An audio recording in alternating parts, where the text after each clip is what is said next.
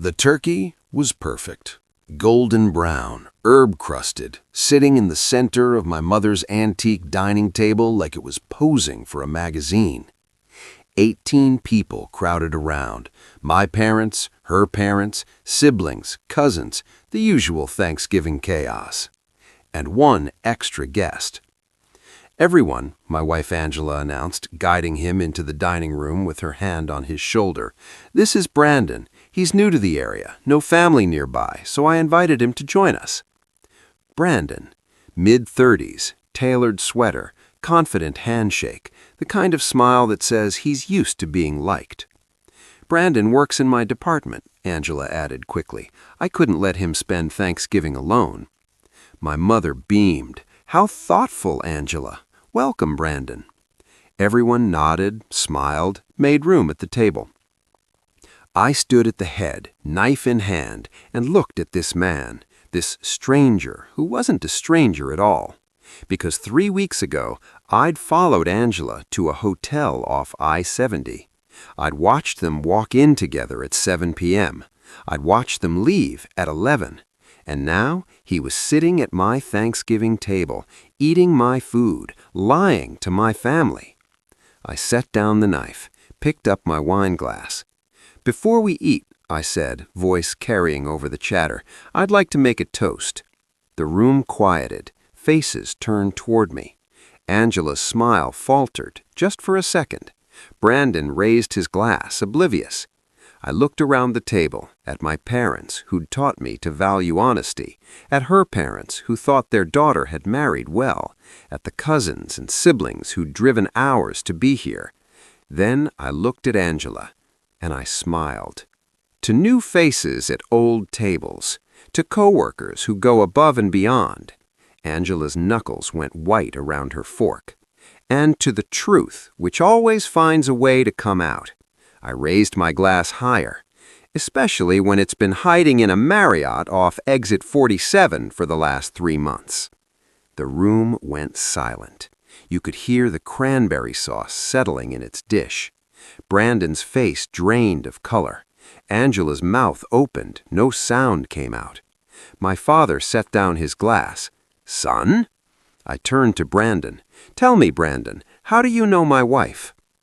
If you want to know what happened when I played the security footage on my phone right there at the dinner table, hit subscribe, because what came next made her mother faint. My name is Nathan Cross. I'm 38 years old, and I live in Cincinnati, Ohio. I'm a civil engineer. I designed bridges, highways, the kind of infrastructure people drive over every day without thinking about. It's steady work, good pay, the kind of career that lets you build a life. And I thought I had built one. My wife Angela and I had been married for 7 years, high school sweethearts who reconnected at a college reunion. We dated for 3 years, got married in a small ceremony at her parents' farm, and settled into what I thought was a solid, stable life. We had a nice house in the suburbs, 2 cars, a golden retriever named Benson, Sunday dinners with family, annual trips to the Outer Banks. On paper, we were the couple everyone envied, but paper doesn't show the cracks. The first crack appeared about 6 months ago. Angela started working late, a lot. "Big project," she'd say, texting me at 8 p.m. "Don't wait up." She worked in marketing for a mid-sized pharmaceutical company. I knew the hours could be unpredictable, but this was different. It wasn't just late nights. It was the way she'd come home distracted, distant. She'd shower immediately, change clothes, sit on the couch scrolling her phone with a small smile I hadn't seen in years.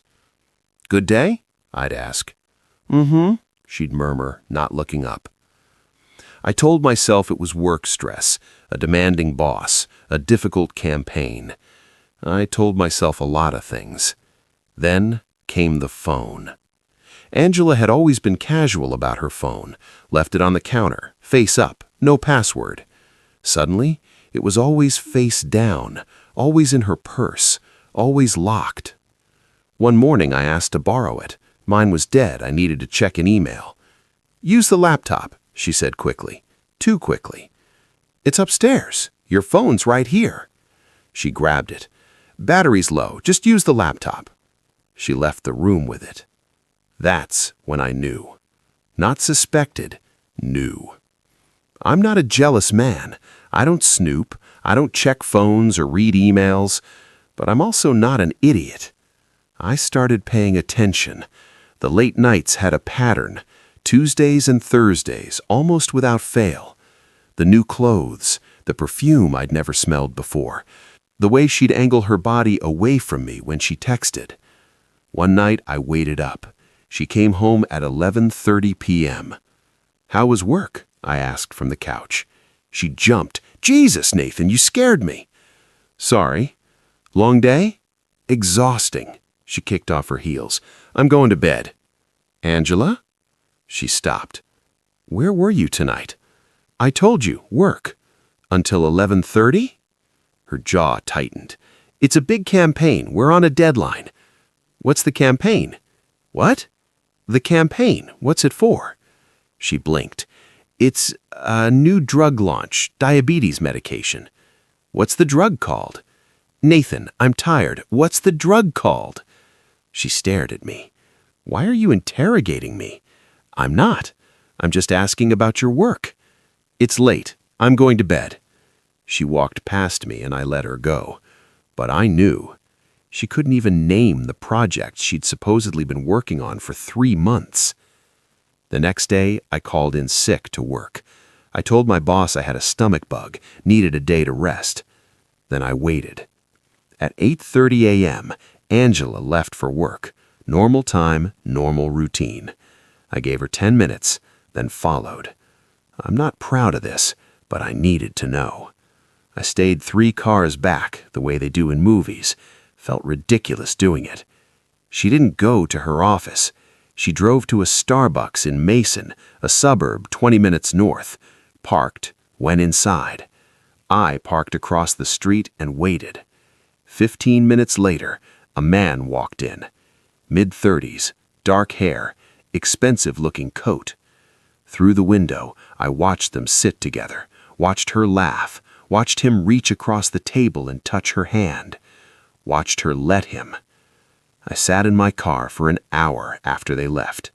Just sat there, hands on the wheel, staring at nothing. Part of me wanted to storm in, confront them, make a scene.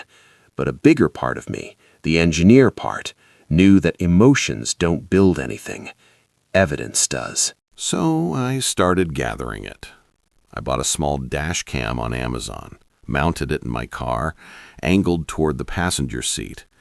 But really, it was about the GPS tracker I hid in Angela's car. Not in some obvious place. Under the wheel well, magnetic, the kind hunters use to track game. I felt sick doing it, like I was the bad guy. But I needed to know the truth. Over the next 2 weeks, I tracked her movements. Tuesdays and Thursdays, she'd leave work at 6 p.m., but she wouldn't come home until 11. The tracker showed her at the same location every time, a Marriott off I-70, exit 47. I drove there one Thursday night, parked in the back of the lot. At 7:15 p.m., her car pulled in. At 7:22 p.m., his car pulled in. Same guy from the coffee shop. They walked into the hotel together. I sat there until 11 p.m. when they came out. She kissed him. Not a peck, a real kiss, the kind that says, "This isn't new." Then they got in their separate cars and left. I drove home, got there before she did, and pretended to be asleep when she slipped into bed beside me. I didn't confront her, not yet, because I realized something sitting in that parking lot. If I confronted her now, she'd lie. She'd gaslight me. She'd make me feel crazy. And even if I had proof, she'd find a way to spin it. It's not what it looks like. We were just talking. You're overreacting. I'd heard those lines in 100 stories from friends who'd been cheated on. I wasn't going to be another story. I was going to be the guy who controlled the narrative. I called a lawyer the next day. His name was Richard Moss. came recommended by a coworker who'd been through a messy divorce. I sat in his office and laid it all out. The late nights, the tracker, the hotel. "Do you have proof?" he asked. I showed him the GPS logs, the timestamps, the location data. He nodded. "This is good, but it's circumstantial. A judge will want more." "Like what?" "Photos, video, something that shows intent." I thought about that. What if I hired a private investigator? That's an option, but it's expensive. How expensive? $3,000 to $5,000 for a solid case. I didn't hesitate. Do it. The investigator's name was Carla, mid-50s, former cop, the kind of woman who's seen everything and isn't impressed by any of it. She met me at a diner, slid a contract across the table, and got straight to business. "I need you to give me her schedule, everywhere she goes, everyone she sees." I gave her the GPS logs, the hotel address, Brandon's name. I had found it on Angela's LinkedIn, listed as a coworker. Carla nodded. "I'll have something for you in 2 weeks." "That fast?" "If she's sloppy, yeah. And trust me, they're always sloppy." Carla wasn't wrong. 10 days later, she called me. "I've got what you need." We met at the same diner. She slid a folder across the table. Inside were photos, dozens of them. Angela and Brandon entering the hotel, holding hands in the parking lot, kissing by his car. One photo showed them through a hotel window. The curtains were open just enough. I didn't look at that one for long. "There's more," Carla said. She handed me a USB drive. "Video, audio from the hotel lobby. Timestamps match your GPS logs." I stared at the drive. Is this enough? For a divorce? Yeah. For leverage? Absolutely.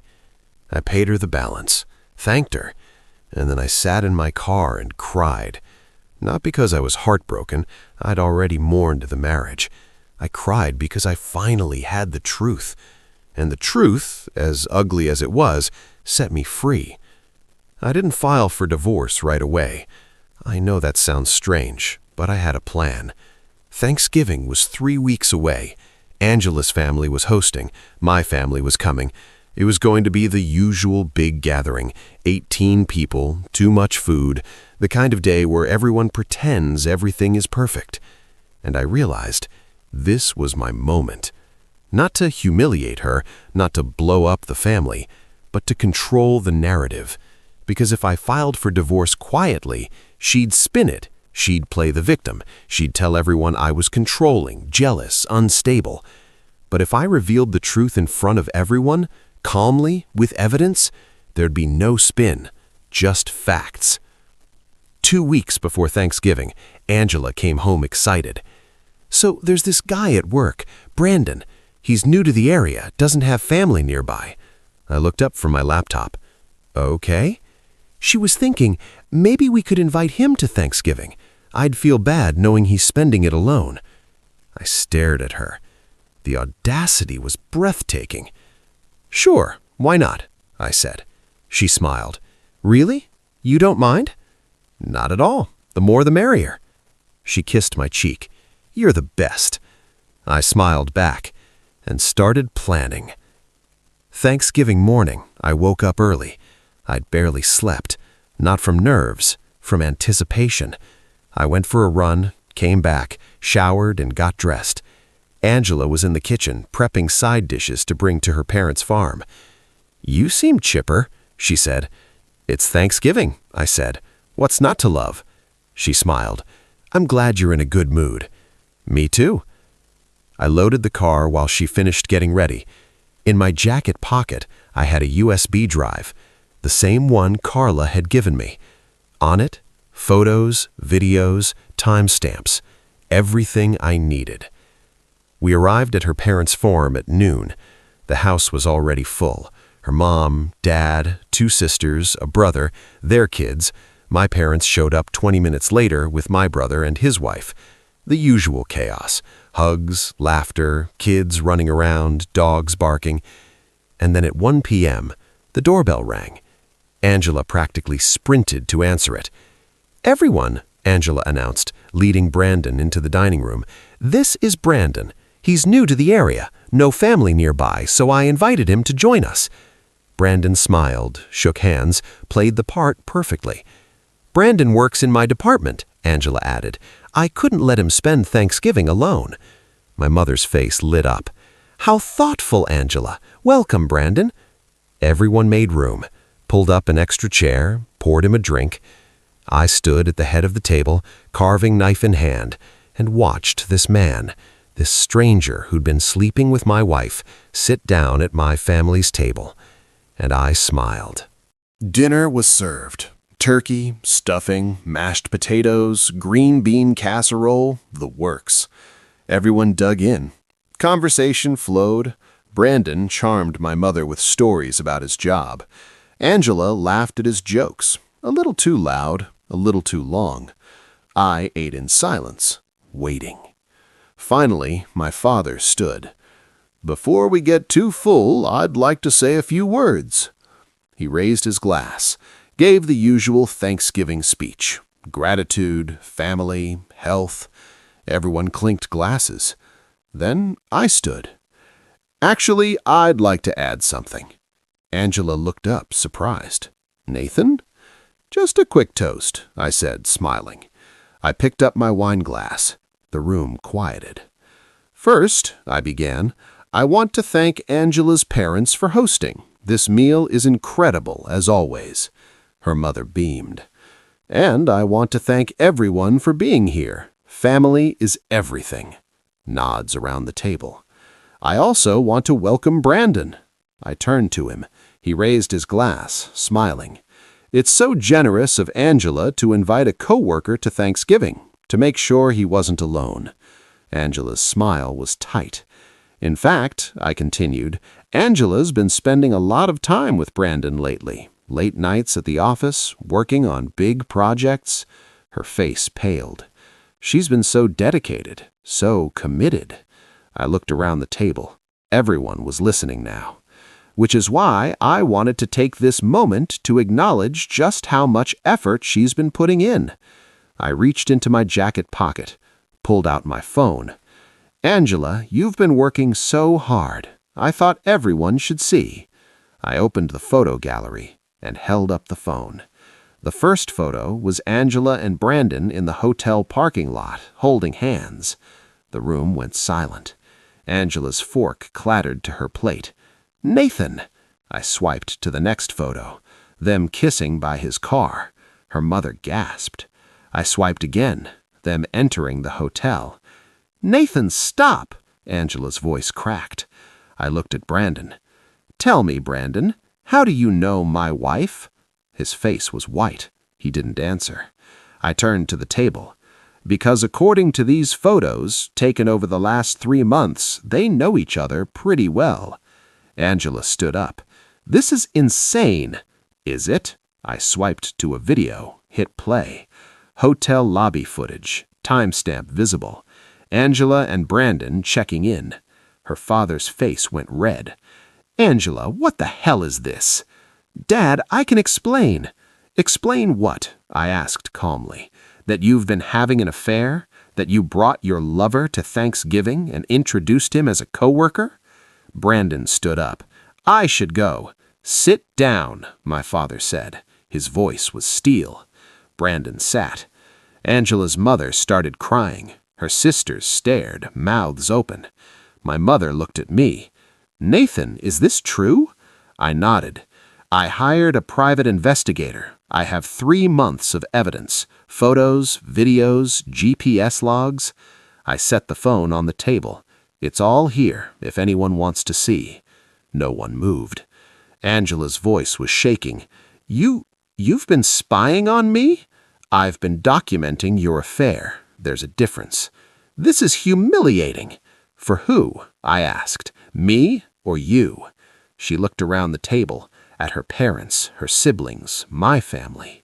Everyone was staring at her. "I think," I said quietly, "you humiliated yourself." Brandon tried one more time. "Look, I didn't know." Didn't know what? I interrupted. That she was married? She wears a ring. Or she used to. I looked at Angela's hand. Bare. When did you stop wearing it? She didn't answer. 3 months ago, I said, right when the affair started. Her father stood up. Angela, is this true? She opened her mouth, closed it. Tears started falling. Dad, Is it true? She nodded. Her mother sobbed. I picked up my phone, pocketed it. I've already filed for divorce, I said. The papers will be served next week. Angela's head snapped up. What? I'm not doing this here. I'm not making this messier than it needs to be, but I wanted everyone to know the truth. I looked around the table. I'm sorry this ruined Thanksgiving. That wasn't my intent, but I wasn't going to sit here and pretend everything was fine. I turned to Brandon. You should leave. He stood up, grabbed his coat, and walked out without a word. Angela followed him. Brandon, wait! The door slammed. The room was silent. My father cleared his throat. Son, are you okay? I nodded. I will be. My mother stood up, walked around the table, and hugged me. I'm proud of you, she whispered. Angela's father looked at me. Nathan, I'm sorry. I had no idea. Neither did I said, until I did. He nodded. If you need anything, I'll be fine, I said, but thank you. I left 20 minutes later, drove home in silence. When I got there, Angela's car was already in the driveway. I walked in. She was sitting on the couch, crying. How could you do that? She sobbed. In front of everyone? I set my keys down. How could you bring him to Thanksgiving? She didn't answer. You wanted to humiliate me, I said. You wanted to parade your lover in front of my family and make me look like a fool. That's not... It is, I interrupted, and I wasn't gonna let you. I walked upstairs, grabbed a suitcase, and started packing. Where are you going? She called. Hotel, I said. I'll be back for the rest of my stuff next week. Nathan, please! I stopped at the door. You made your choice, Angela. Now you get to live with it. I left, and I didn't look back. The divorce took 4 months. Angela tried to fight it, tried to claim I'd humiliated her, that I'd violated her privacy. Her lawyer argued that the GPS tracker was illegal. Richard shut that down. Ohio is a one-party consent state, and the car was in my name. She tried to claim emotional distress. Richard presented the evidence of the affair. In the end, she got nothing. No alimony, no house, just her car and her shame. Brandon, by the way, got fired. Turns out the company had a policy against workplace relationships. Angela had to find a new job. I heard she moved to Cleveland, started over. I hope she's happy, I really do. But I don't think about her much anymore. A year later, I was at a coffee shop when a woman walked up to my table. Nathan? I looked up. Yeah? I'm sorry to bother you. I'm Emily. I was at that Thanksgiving. I blinked. Oh, you're Angela's cousin. She nodded. I just wanted to say, what you did took guts, and I'm sorry for what she put you through. Thanks, I said. She hesitated. Can I buy you a coffee? I smiled. Sure. We talked for 2 hours. 6 months later, we were dating. A year after that, we were engaged. And this Thanksgiving, we're hosting. Just us, my parents, and her family. No surprises, no drama, just honest people at an honest table. If this story hit home, comment, truth wins. If you've ever been betrayed, if you've ever had to stand up for yourself in front of everyone, if you've ever chosen dignity over silence, this one's for you.